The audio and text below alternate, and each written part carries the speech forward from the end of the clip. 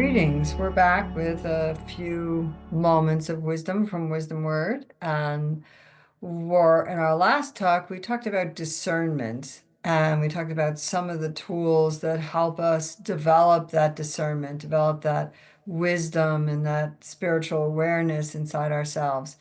And one of the things that I wanted to speak about today is in Buddhism, they talk about three root mental afflictions. So things that can stir up the mind and keep the mind from coming to that calm place that we spoke about when we were speaking of developing deeper wisdom and discernment. And I think the things that rile up the mind of those mental afflictions, the first one they talk about is attachment. It's when you get stubborn about something and attached to an idea.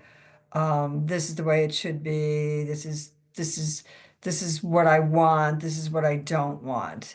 And so attachment is really kind of so interesting to think about because we do start to attach to certain ideas and we don't even realize it until we have a chance to maybe meditate on that idea of what does attachment mean? How does it apply to me in my mind? I was working with some individuals with these three root mental afflictions and the ideas of them. And I remember someone talking to me about attachment and looking at all three of them and saying, well, none of these apply to me. And, certainly not attachment. And I remember thinking, gosh, you're one of the most stubborn people I know. When you get, onto an idea, you become really stubborn about it. And so it took a couple of weeks into the class before that very same person said, oh my goodness, I never realized that I definitely have this attachment affliction going on in my mind. So if we don't think about it and we don't get a chance to observe it and observe our minds and observe in ourselves, then these won't make any sense. So you definitely have to put a little time into if these ideas resonate with you or you're finding your mind in a state of disturbance a lot and you want to change it, you can start to look at, well, what are these mental root afflictions? So the first one being attachment. The second one is discrimination, which is one of those lower forms of discernment that we talked about when the energy is lower and we're in that this is right, this is wrong, this is the way it should be, this is not what I think is good, this is what I think is bad, and so on and so forth. And I often talk to people and they have no idea, and I found this in myself as well, that I'm discriminating about something. Like I'll be having a conversation with someone who really does wonderful studies, they practice mindfulness, they're good people, and they'll all of a sudden be, well, that was just really rude. That was the rudest thing. They're so rude. And before you know it, you get attached to the idea. So the first thing, that you can see how both of them are operating. So the first thing is that immediate discrimination towards a behavior, towards an action, towards a person, towards a race, towards, a book. I mean, just so many things. And then the second place is we start to get attached to the idea that it is wrong, that it is rude, that it is stupid, that it is ignorant, or whatever it is. And so then we can see how that can also get in the way. And start to weigh the mind down and cause a lot of churning and suffering as our perceptions get all mixed up.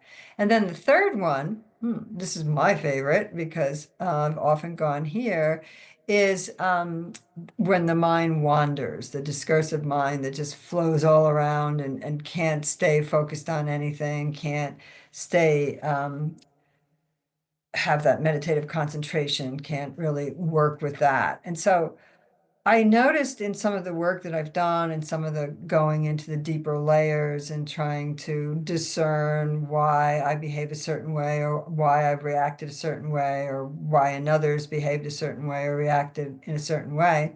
And I found that sometimes things that helped in one situation, they don't help in another. That's where we need discernment. So, for example, Imagination is a great doorway into being able to open to spirit, to open to bigger pictures, to change your perceptions. But if you're living constantly in an imaginary world and you're not facing certain issues or being realistic, then you can really get tangled up and not be very present in the 3D world and not get much done or much accomplished. Um, it can be a coping skill. Often people that are in difficult situations will let the mind wander and think of something else rather than they're being berated or they're in a lot of pain or whatever it is. So again, mind management comes in. You start to see how something that can be very good in one way can in another way create a lot of issues.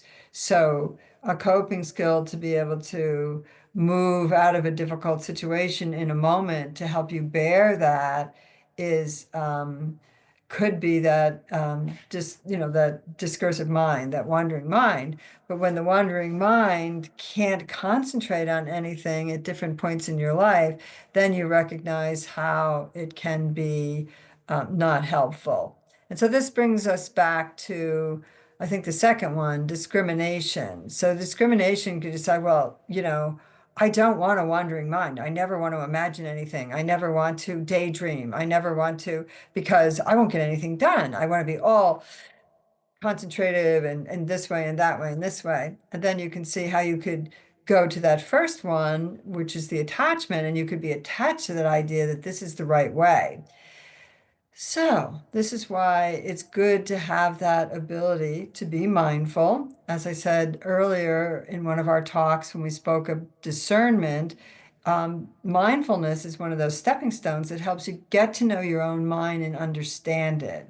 So, I get to understand in my mind perhaps why I'm daydreaming because that's a difficult thing for me to look at, or why I want to go start thinking of something else because I want to procrastinate and not do that. And why don't I want to do that thing? Because I know I have to do that thing. Maybe paying your taxes, since it's around tax time right now.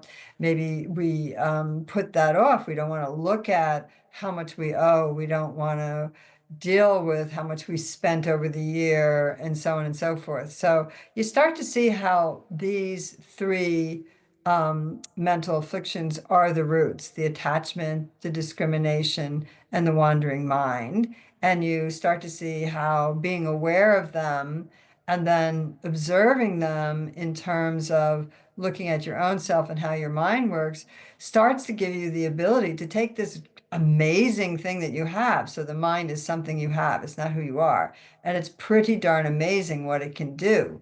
A mind can create the worst possible serial killer or the greatest healer out there in the world. That is coming from one of human beings' actions and words and how they are in the world is coming from their mind. And so you start to recognize, wow, this is something that's phenomenal. And if I can manage this mind of mine and I can understand how it works, then there's nothing that I can't do to bring peace and harmony and love into my own life, to move away from suffering, and to also create a world and actions that can help other people get there as well.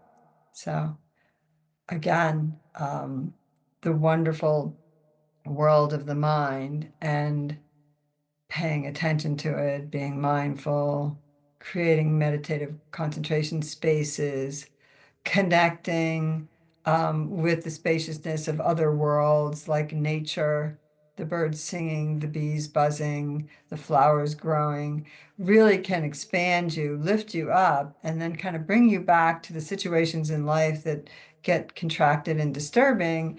And perhaps you have a new way now of not only responding to them and dealing with them, but bringing through changes that can help yourself and help others.